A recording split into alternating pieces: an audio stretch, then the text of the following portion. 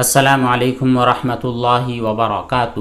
محترم بزرگوں، دوستوں، عزیز ساتھیوں اور پیاری ماں بہنوں، اللہ تعالیٰ کی ذات سے قوی امید ہے کہ انشاءاللہ آپ تمام حضرات بخیر و عافیت ہوں گے۔ ہم اپنے آج کے سوالات اور ان کے جوابات کا سلسلہ شروع کرتے ہوئے سب سے پہلا سوال پیش کرتے ہیں زینت جہاں کا۔ کہتی یہ ہیں کہ السلام علیکم، اگر کسی ناپاک کپڑے کو 3 مرتبہ پانی سے اچھی طرح دھو لیے لیکن اس میں سے بو ابھی تک باقی ہے تو پھر وہ کپڑا ہمارے لیے پاک ہوگا یا پھر پاک نہیں ہوگا، اور اسے پہن کر ہم نماز پڑھ سکتے ہیں یا نہیں پڑھ سکتے؟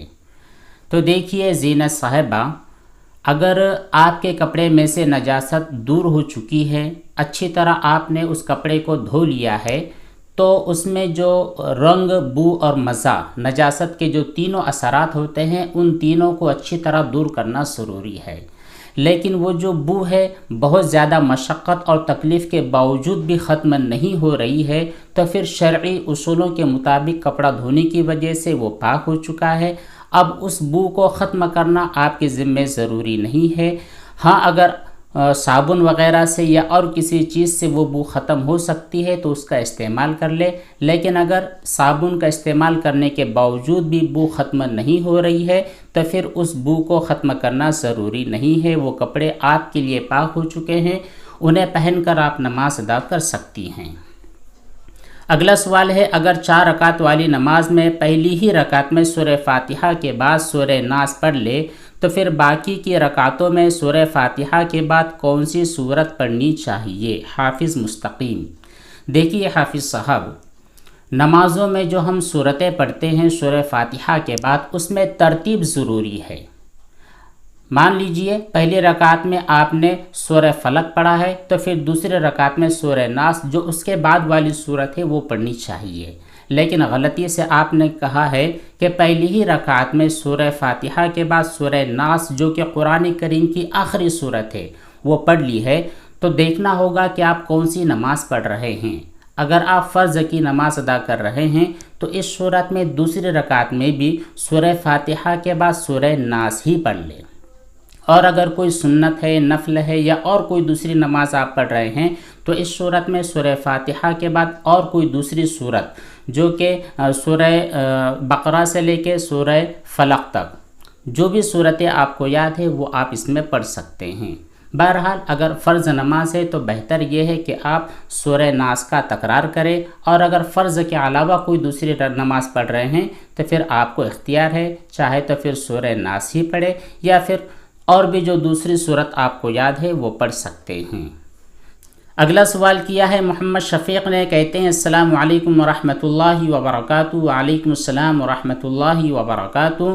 اگر گاڑی کا مالک اپنے ڈرائیور کو کہیں پر جانے کے لیے ڈیزل ڈالنے کے واسطے 1200 روپے دیتا ہے، لیکن ڈرائیور صرف 1000 روپے کا ڈیزل ڈالتا ہے، تو کیا ان 200 روپے کا مالک ڈرائیور ہوگا یا پھر مالک ہوگا؟ اور ڈرائیور وہ 200 روپے اپنے استعمال میں لے سکتا ہے یا نہیں لے سکتا؟ جی نہیں لے سکتا۔ جب مالک نے 1200 روپے کا ڈیزل ڈالنے کا حکم دیا ہے تو ڈرائیور کے لیے ضروری ہے کہ وہ 1200 کا ہی ڈالے۔ 1000 کا ڈال دے گا اور 200 روپے اپنے پاس رکھ لے گا تو یہ دھوکہ ہوگا، اور یہ دھوکہ اور چوری شرعی اعتبار سے جائز نہیں ہے۔ یہ جو کمائی ہے یہ کمائی بھی حلال نہیں ہوتی ہے۔ شائزہ کہتی یہ ہے کہ میرے گھر میں ریبٹ ہے اور وہ لکڑی کے تخت پر پیشاب کر دیا ہے، پھر میری بہن نے اسے پوچھ بھی دیا، بعد میں گیلا برتن اس ریک کے اوپر رکھ دیا ہے، پھر بعد میں وہ برتن سنک میں بھی رکھ دیے گئے ہیں، پھر اس کے بعد میں جب ہم برتن دھوئیں گے اور اس میں سے جو چینٹے اڑیں گے تو کیا وہ چینٹے ناپاک ہوں گے؟ دیکھیے شائزہ، جب جس تخت پر ریبٹ نے پیشاب کر دیا ہے اور آپ کی بہن نے اس کو اچھی طرح دھو لیا ہے، یہاں تک کہ اس کے اوپر نجاست کا کوئی بھی اثر نہیں ہے، تو پھر وہ تخت بالکل پاک ہو چکا ہے۔ اب اس کے بعد آپ وہاں پر گیلا برتن رکھیں، سوکھا رکھیں، کپڑے رکھیں یا ہاتھ رکھیں، کوئی بھی چیز ناپاک ہونے والی نہیں ہے۔ اب جب بعد میں وہ برتن آپ دھو گے تو چونکہ وہ برتن بھی ناپاک نہیں ہے، اس لیے اس کے اڑنے والی چینٹیں بھی ناپاک نہیں ہوں گے۔ لیکن اگر پہلی ہی دفعہ اس ریبٹ کے پیشاب کو اچھی طرح صاف نہیں کیا گیا ہے، وہ تخت ابھی تک ناپاک ہی ہے، اس میں جو اس کا پیشاب ہے اس کے رنگ، بو یا مزہ ناپاکی کے اثرات باقی ہے، تو پھر وہ پاک نہیں ہے۔ اس پر ناپاک برتن، گیلے برتن رکھنے کی وجہ سے ناپاک ہو جائیں گے، اور اس کو جب آپ دھو گے تو ظاہر بات ہے اس کے اڑنے والے چھینٹے بھی ناپاک ہی ہوں گے۔ صدام حسین کہتے ہیں السلام علیکم۔ وعلیکم السلام ورحمۃ اللہ وبرکاتہ۔ کہتے یہ ہیں کہ حضرت جو غسال ہوتا ہے، میت کو جو آدمی غسل دینے والا ہوتا ہے، تو کیا اس کو پاک صاف ہونا اور باوضو ہونا ضروری ہوتا ہے؟ پلیز رپلائی می۔ دیکھیے، جو آدمی میت کو غسل دینے والا ہوتا ہے اس کے لیے بھی ضروری ہوتا ہے کہ وہ خود پاک صاف رہے، اس کے کپڑے بھی صاف ہو اور اس کا جسم بھی صاف ہو۔ مطلب یہ ہے کہ وہ آدمی جنوبی نہ ہو، اور اگر کوئی عورت کسی عورت کو غسل دے رہی ہے تو پھر اس کے لیے بھی ضروری ہے کہ وہ حیض یا نفاس کی حالت میں نہ ہو۔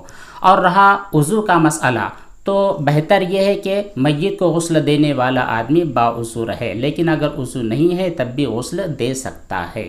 اگلا سوال کیا ہے سعد خان نے، کہتے یہ ہیں کہ جی وضو کے دوران جو زمین سے چھینٹے اڑتے ہیں کیا وہ ناپاک ہوتے ہیں؟ اگر وضو کے دوران آپ کے بدن پر، چہرے پر، ہاتھ پر، پیر پر کوئی نجاست ہے، ناپاکی ہے، گندگی ہے، اور اسی نجاست کو آپ دھو رہے ہیں اور وہی چھینٹے زمین سے اڑ کر آپ کے کپڑے یا بدن پر لگ رہے ہیں، تو ظاہر بات ہے وہ چھینٹے ناپاک ہے، اور وہ ناپاک چھینٹے اگر 1 درہم سے زیادہ آپ کے بدن پر لگ جاتے ہیں تو دھونا ضروری ہوگا۔ لیکن آپ وضو بنا رہے ہیں جبکہ آپ کے بدن پر کوئی بھی نجاست اور ناپاکی نہیں ہے، اور اس کو دھوتے ہوئے جو چھینٹے اڑیں گے وہ چھینٹے ناپاک نہیں ہوں گے، چاہے اوپر سے اڑے چاہے زمین سے آ کر لگ جائیں۔ نذیر احمد کا سوال ہے السلام علیکم مفتی صاحب، 1 درہم کتنا بڑا ہوتا ہے؟ انڈین کوائن سے ایگزامپل دے، اور مسا کسے کہتے ہیں اس کے بارے میں بتلائیں۔ دیکھیے، جو درہم ہوتا ہے، ہمارے کپڑے یا بدن پر نجاست لگ جائے اور وہ 1 درہم یا اس سے زیادہ ہے تو پھر وہ جگہ ناپاک ہوتی ہے اور اسے دھونا ضروری ہوتا ہے۔ اب سب سے بڑا سوال پیدا یہ ہوتا ہے کہ درہم کسے کہتے ہیں اور درہم کی مقدار کیا ہوتی ہے؟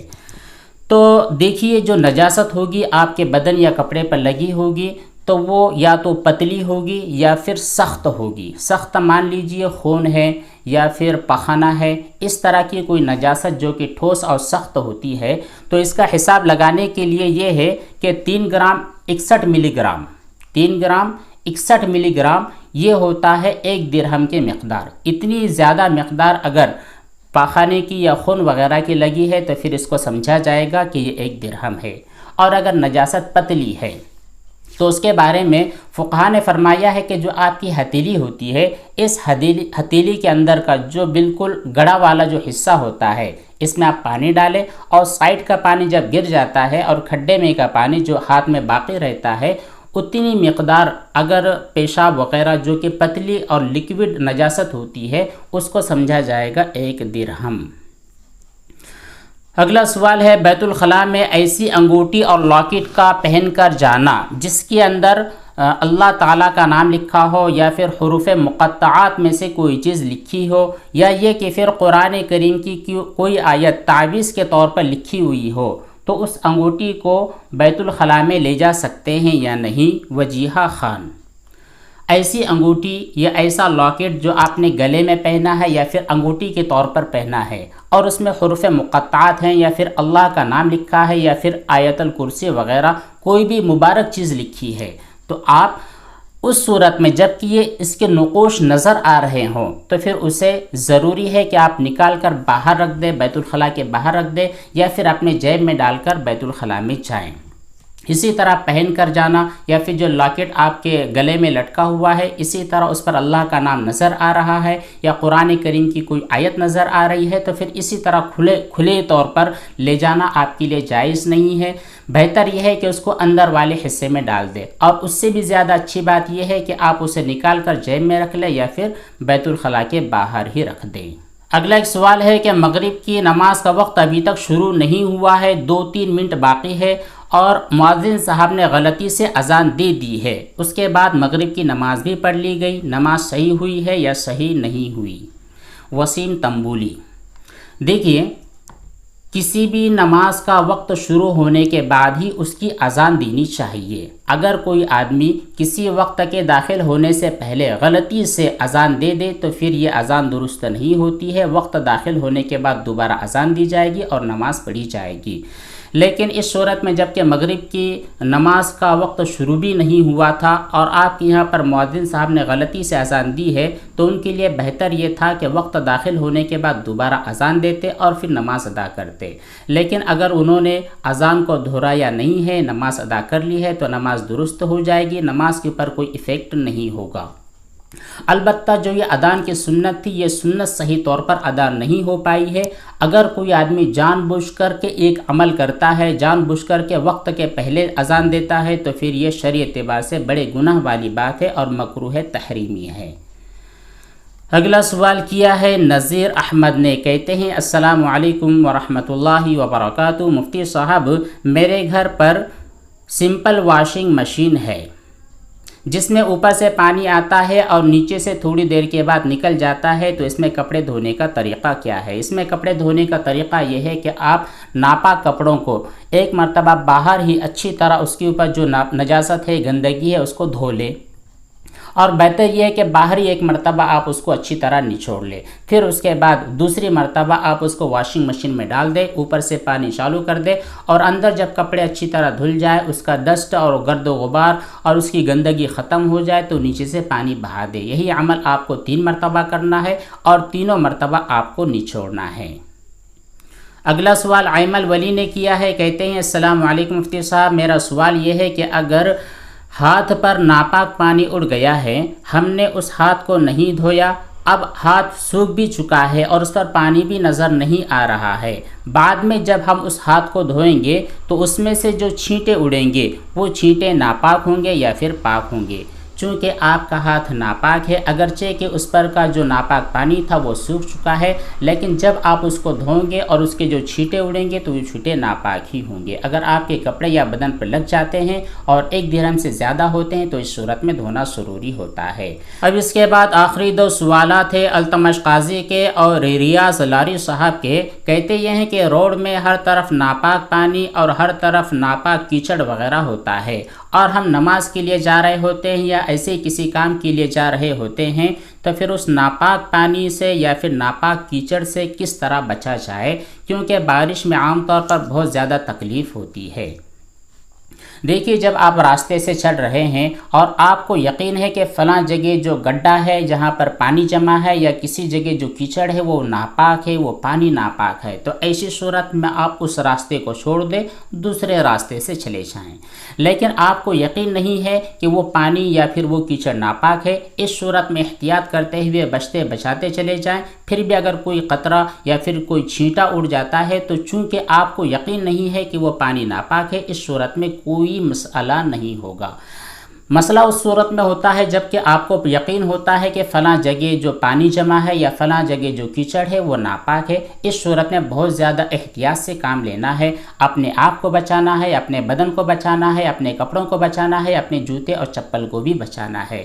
لیکن انتہائی بچاؤ کے باوجود کچھ کیچڑ اڑ جاتا ہے یا پھر کچھ پانی وغیرہ اڑ جاتا ہے، 1 درہم سے کم ہونے کی صورت میں معاف ہوتا ہے، بہت زیادہ ٹینشن لینے کی ضرورت نہیں ہے۔ لیکن جب 1 درہم سے بڑھ جائے تو اس صورت میں اس کو دھونا ہی ضروری ہوگا۔